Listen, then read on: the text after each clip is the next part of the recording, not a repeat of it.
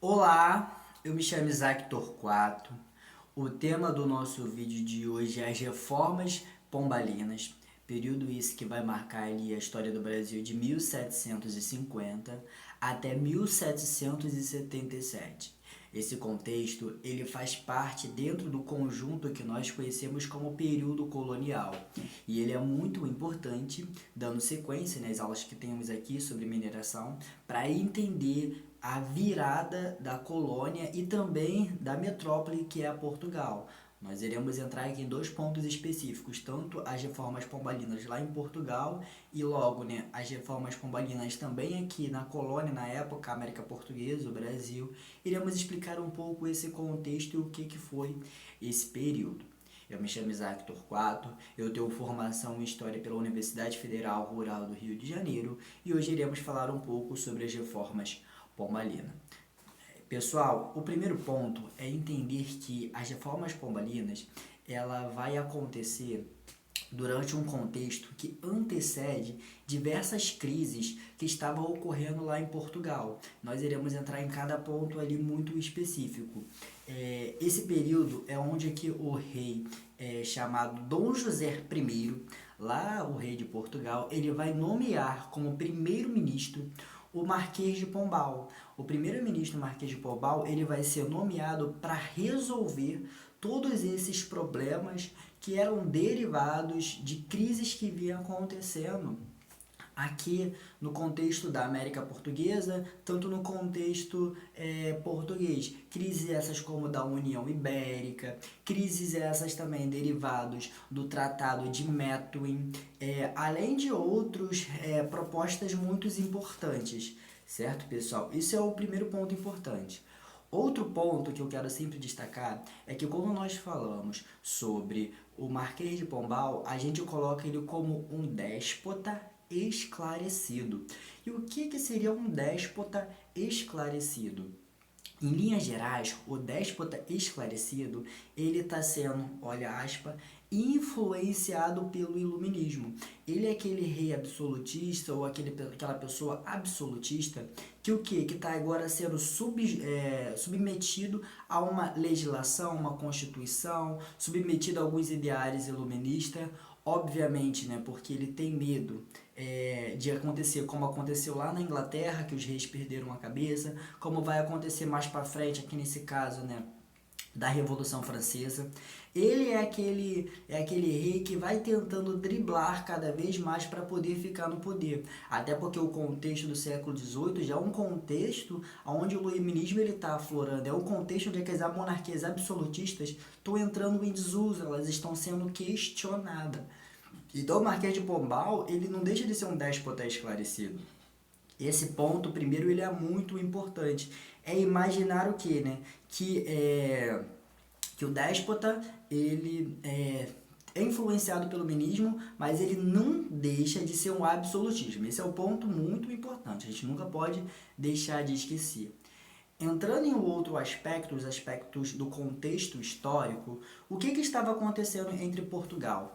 Portugal estava passando lá em 1703 o Tratado de Methuen, tratado esse assinado lá pelo britânico, lá na Inglaterra, John Methuen, que vai estabelecer, temos vídeo aqui falando sobre o Tratado de Methuen, que vai estabelecer uma questão entre Portugal e a Inglaterra, um tratado entre os dois. Por quê? Lá na União Ibérica, que vai acabar lá em 1680, também a crise da mineração também faz parte desse contexto do período pombalino. Portugal ele vai precisar estabelecer um tratado porque estava passando por diversas crises. E aí Portugal precisava de manufatura, precisava abastecer o seu mercado também interno, certo? A Inglaterra, lá de 1703, já está progredindo porque nós conhecemos pela Revolução Industrial. Então, fez-se um estabelecimento legislativo onde a Inglaterra e a Portugal, onde a Inglaterra comprava vinho de Portugal e Portugal comprava o que? Manufatura da Inglaterra. E por que o vinho e não outro produto? A Inglaterra ela estava numa guerra contra a Espanha. Espanha numa crise sucessória. E a Espanha fazia o quê, né? Aliança com a França. E a França, ela vendia vinho para Inglaterra. Então, como uma forma de quebrar a economia espanhola, eles param de comprar o vinho e começam a comprar vinho com Portugal, porque Portugal fica do lado da Inglaterra. Com isso, foi uma forma de desestimular a economia da Espanha. Mas, de todo modo, o que a gente pode se entender, né? Que esse tratado, ele não era um tratado igual. Até porque o vinho, ele é uma coisa muito supérfluo, por assim por dizer, né? Ninguém toma vinho todo dia. Então, por mais que a gente queria, né? Quem gosta de vinho, como por exemplo, eu queria tomar vinho todo dia, né? Mas, enfim, isso não vem ao caso.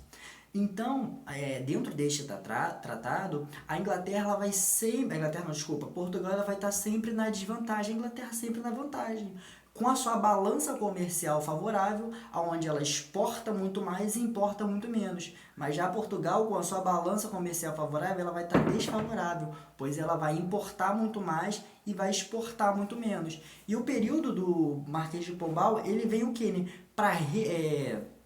Para recuperar a economia portuguesa, com uma série de medidas e transformações, até porque Portugal estava passando por esse processo onde é que a sua economia, influenciando na política, estava dando uma série de problemas. Esse é o primeiro ponto, né, que nós não podemos esquecer. Marquês de Pombal ele veio para resolver a crise portuguesa na metrópole.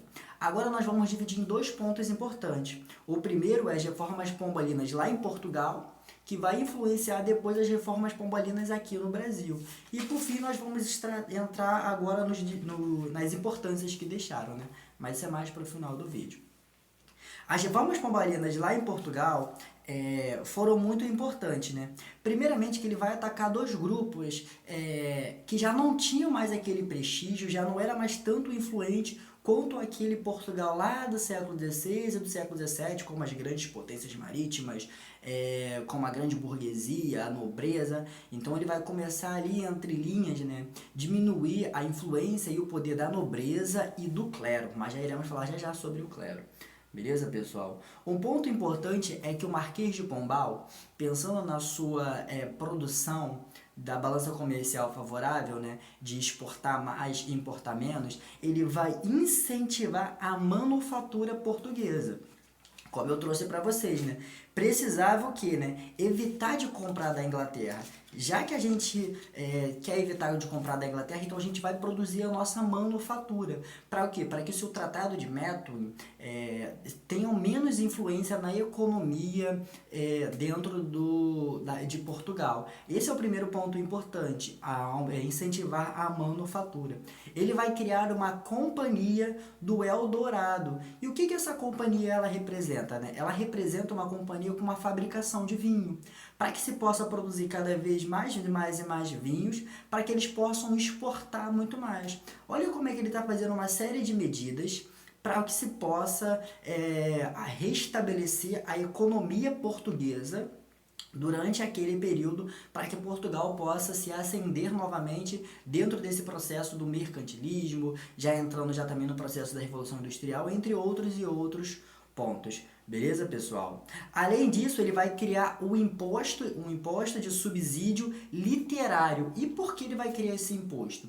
Lisboa, que é a capital de Portugal, né, em 1755, tinha passado por um terremoto incrível, horroroso, por assim por dizer, um terremoto que quase abalou a cidade inteira. Então ele vai criar um imposto direcionado para recuperar a economia de Lisboa, a reconstrução de Lisboa, até porque a gente está falando desta capital, desse desastre natural, então ele vai reerguer de novo, né, a economia portuguesa. Beleza, pessoal? Isso é muito importante para que se possa, né, controlar os problemas e que possam de novo fazer Portugal uma grande potência marítima e também comercial durante esse período. Essas reformas elas são muito importantes porque elas são reformas que vai acontecer na metrópole, mas consequentemente, devido até ao pacto colonial, né, vai influenciar também a colônia. E aí nós iremos entrar agora em alguns pontos específicos sobre quais foram as reformas pombalinas na colônia portuguesa da América Portuguesa. E esse é o ponto principal para pensarmos em termos de vestibular, em termos de Enem, porque essa reforma, ela vai transformar um pouco a cara da colônia, vai dar um novo sentido. Quando nós falamos sobre o período colonial, período esse que vai de 1500 até 1822, ele não é um período linear, ele tem diversas transformações. Estamos falando de seres humanos, o ser humano está sempre se modificando ao longo do tempo. Então nós não podemos olhar para esse período de forma única. E essas transformações, ela faz parte desse percurso do que nós conhecemos como processo humano de transformação. Beleza? A reforma pombalina, ela teve um caráter muito importante lá na colônia, aqui na colônia, né? A primeira foi a questão da divisão da capitania do Grão-Pará e do Maranhão. E por que se dividiu essas duas capitanias, né? Do Grão-Pará e do Maranhão, hoje que dá mais ou menos ali o Amazonas e estados mais próximos, né? Ele estava tentando, o Marquês de Pombal, incentivar o cultivo de algodão. Ali que tinham bastante fazendas de algodão, né? Ele vai incentivar o cultivo de algodão para o quê? Porque o algodão ele precisava ser exportado para a Inglaterra e quando exporta para a Inglaterra, nós temos o quê, né? O acúmulo da Revolução Industrial. Então ele pensava em exportar, então ele vai incentivar separando essas capitanias. Outro ponto importante, pessoal, é que ele vai tentar o quê? Desertificar a economia, diversificar a economia.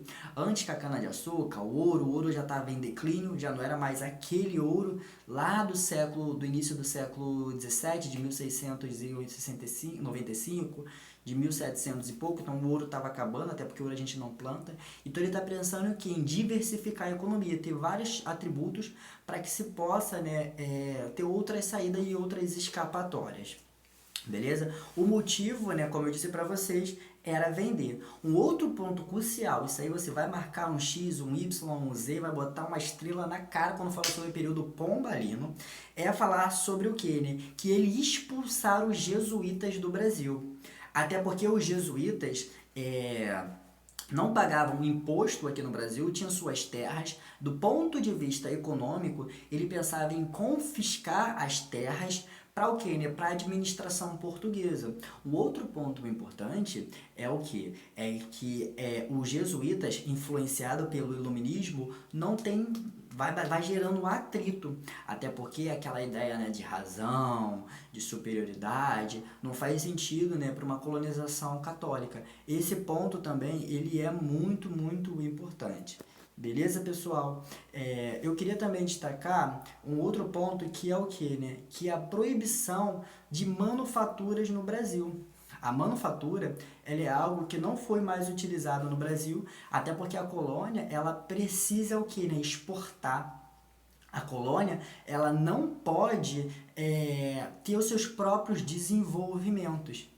O Marquês de Pombal vai fazer uma outra proposta também, né, quando ele vai expulsar os jesuítas, é que agora a educação, que era proporcionada pelos jesuítas, né, que educava os filhos dos colonos, indígenas, entre muitas aspas, maneira de educar, né, agora ela vai ter uma escola régia, onde é que vai ser denominado pela coroa portuguesa. Uma forma um pouco mais formal, claro, né, que sempre vi nos ideários da coroa portuguesa. Beleza, pessoal? Eu queria também destacar que o Tratado de Madrid, de 1750, ele foi muito importante também, né, que vai dividir o território entre Espanha e Portugal. Lá ele vai substituir o Tratado de Tordesilhas, que antes uma parte era da Espanha e outra parte era de Portugal. Ele vai reconfigurar o que nós conhecemos o nosso atual mapa brasileiro. Vai mudar também, né, a capital, que antes era lá em Salvador, vai mudar a capital lá para o Rio de Janeiro, aqui, né, no Rio de Janeiro. Por que ele fez essas mudanças? Antes se tinha muito contrabando de ouro. Quando nós carregamos aqui para o Rio de Janeiro, o que acontece? Vai se ter uma fiscalização maior, até porque o Rio de Janeiro ele era um porto de saída para a Europa. Então você chama para o Rio de Janeiro para se confiscar, para se fiscalizar cada vez mais. Dentro dessas fiscalizações, o Marquês de Pombal vai criar um imposto, né, que vai gerar muitos problemas no futuro, que é a derrama. E o que foi esse imposto, né? Imposto onde é que outras séries de impostos não foram, se não forem pagos, como a finta, a finta aquela com a captação, né, o quinto, e aí por todo esse período, se vocês não pagarem esses impostos, a própria coroa portuguesa poderia invadir a casa, né, das pessoas, entrarem e pegarem o ouro que estavam devendo, entre muitas aspas, para Portugal. Né? Isso é chamado de derrama. Isso foi feito só uma única vez em 1751 e ele foi precursor lá para a Inconfidência Mineira, de 1789. Por quê? Porque ele foi utilizado como justificativa para ocorrer uma revolta, porque foi um imposto que gerou muitas revoltas entre eles. Beleza, pessoal? Esses pontos são muito importantes. E como desfecho, a gente quer destacar o quê, né? É que Marquês de Pombal, quando ele vai fazer suas revoltas, suas reformas, desculpa, ele coloca cada vez mais aquela cara de que a colônia precisa ser cada vez mais explorado. Esse ponto é crucial para se entender. E como consequência que nas colônias, né, conforme o ouro está acabando, ele está cada vez mais querendo explorar mais. E como consequência aqui nas colônias, vamos gerar uma série de revoltas que são influenciadas pelo período pombalino, como a Inconfidência Mineira, a Conjuração Baiana. E logo em seguida, em 1777, morre Marquês de Pombal, morre Dom José I, assume a Maria, que foi mais para frente conhecida como Louca. Nesse período ela não era chamada de louca, ela não era louca, e ela vai desfazer tudo que Marquês de Pombal fez. Mas esse é um papo para uma outra história. Beleza? Espero que vocês tenham entendido, espero que vocês tenham gostado. Curtem esse vídeo, fiz com muito carinho e prazer para vocês. E é isso, pessoal.